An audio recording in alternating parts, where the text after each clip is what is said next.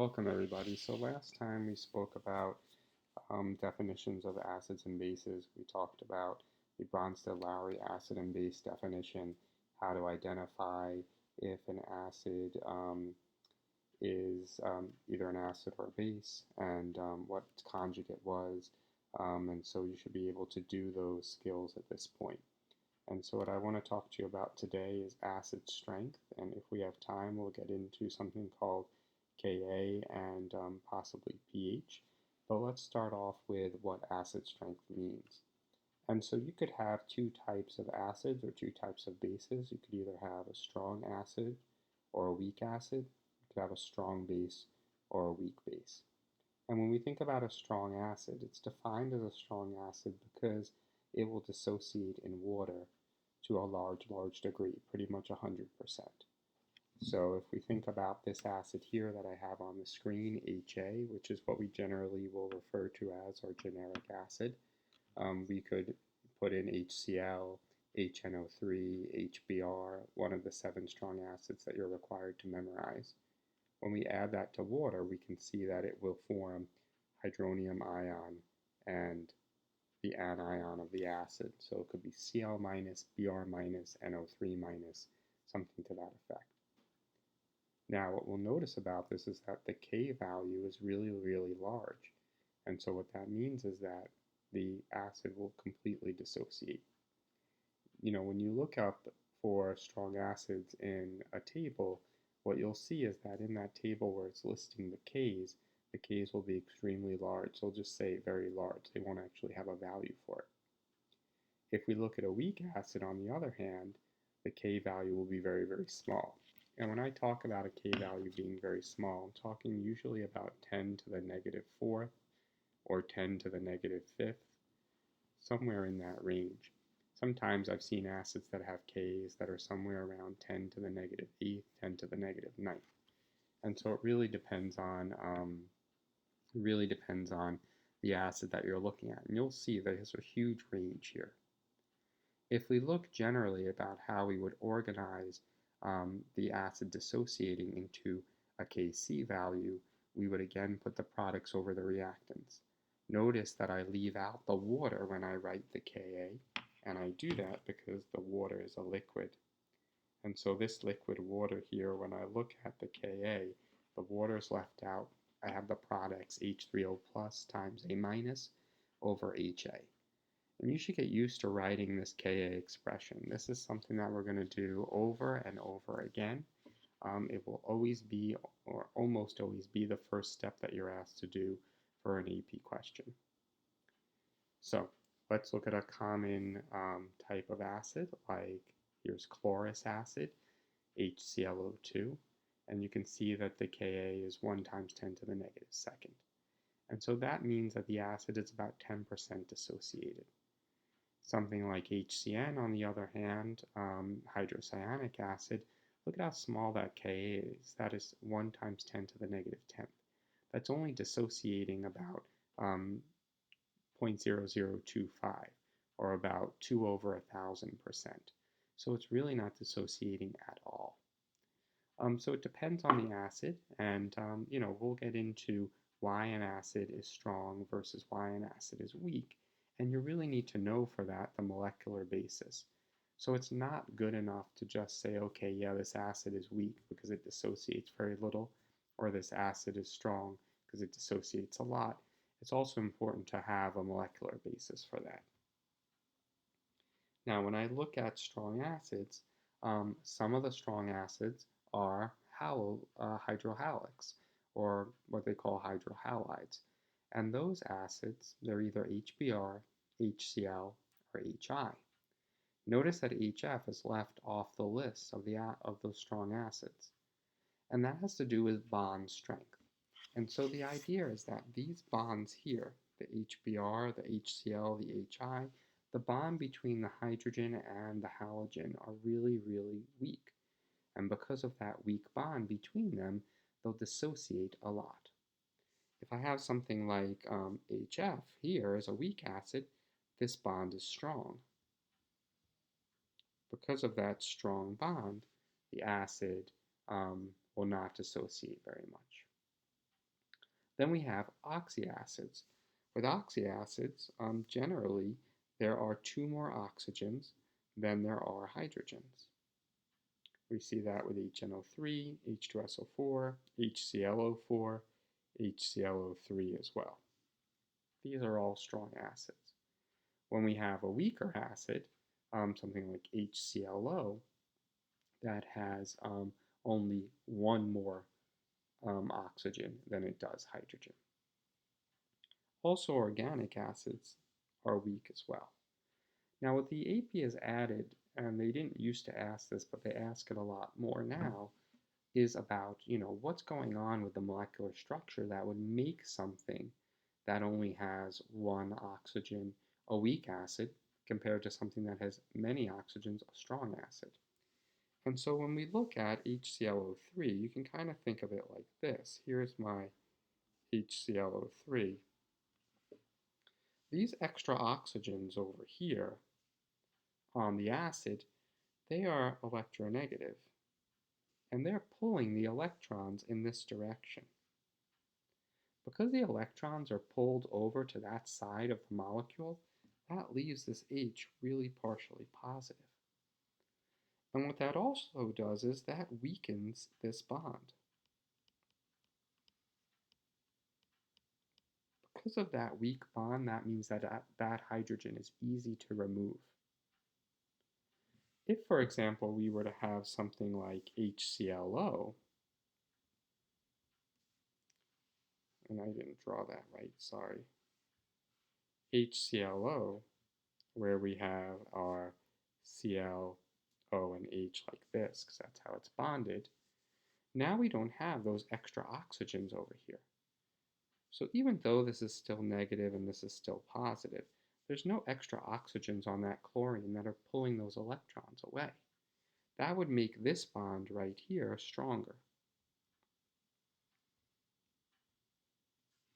That stronger bond is harder to break. That makes it a weak acid. Now, all organic acids are also weak. The main organic acid that we deal with is ethanoic acid or acetic acid, but there's a whole host of them, and you remember from the organic chapter, you could put on 3 carbons, 4 carbons, 5 carbons, and have different organic acids. You're looking mainly for the functional group, that's COOH. When we look at strong bases generally contain either the oxide anion or the hydroxide. And generally, when you take a metal oxide and you put it into water, it forms this metal hydroxide.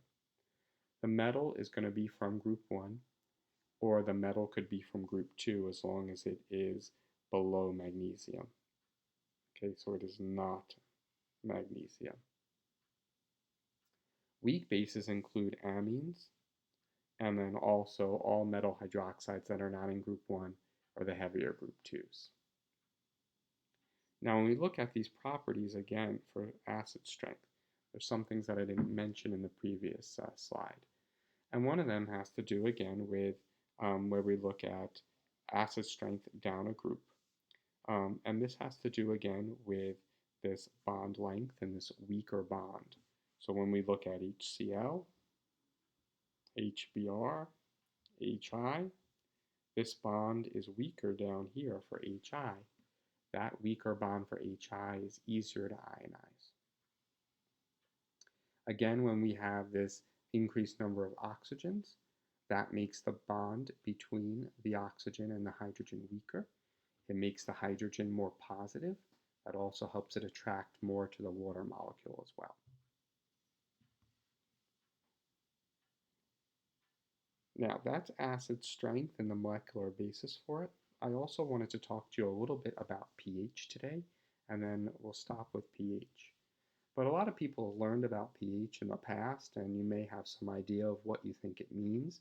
I know most people look at it and they're like, yes, if the pH is less than 7, it's an acid. If the pH is greater than 7, it's a base.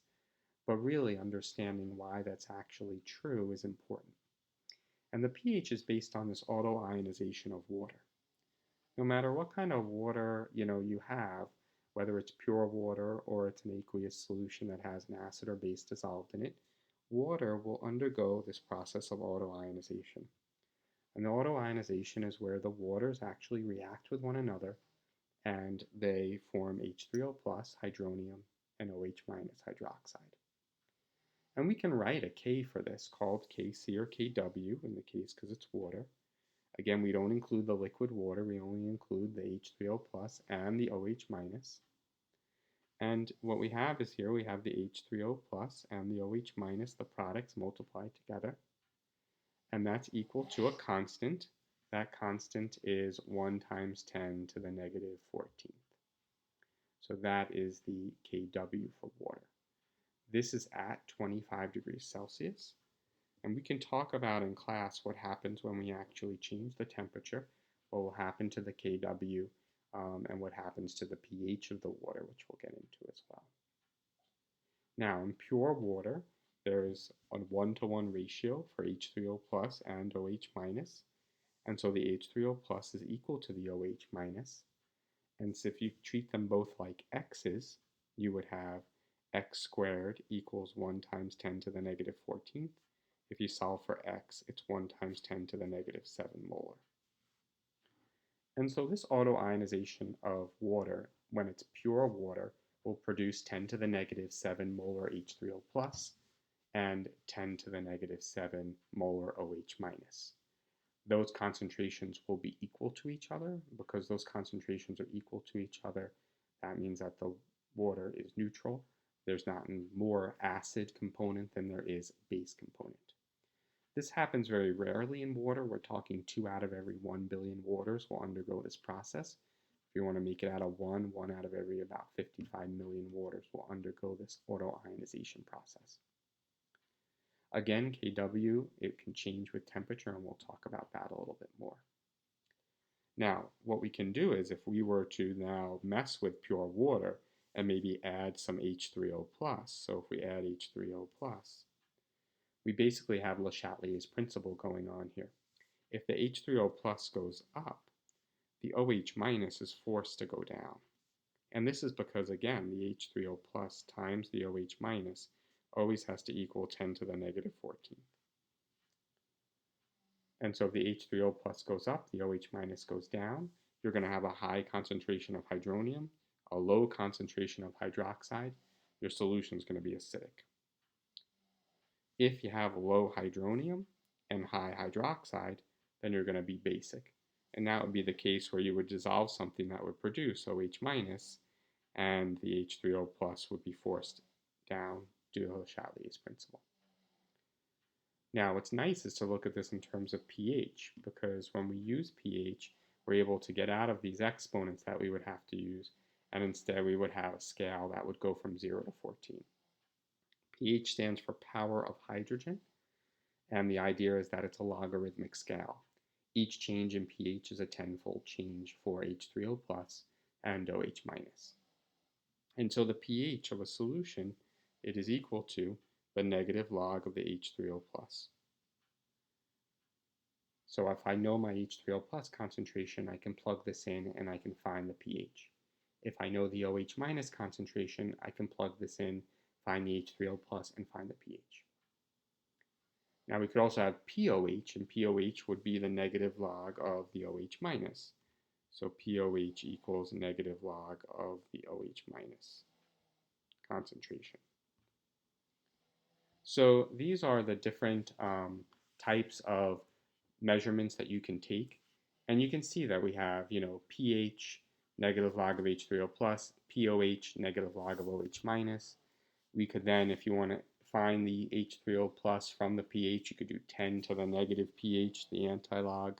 You could do 10 to the negative POH, which will give us OH minus. You could also do this for Ka and for Kb, which we'll talk about later, where you can do pKa and pKb. These are going to come up again and again. And all of these powers of whatever are the negative log of those values. We also have this H3O plus times OH minus equals Kw. So here's a practice problem for you to try and do here, figuring out the pH of a solution. We'll practice this in class. We'll go over the molecular basis for acid strength. We'll talk about strong versus weak acids, strong versus weak bases. But here's a practice problem. See if you could try and figure out, what the H3O plus, the OH minus, the pH, all that information, all those values are based on these given values here, and we'll practice some more of those in class. All right, thanks so much for watching.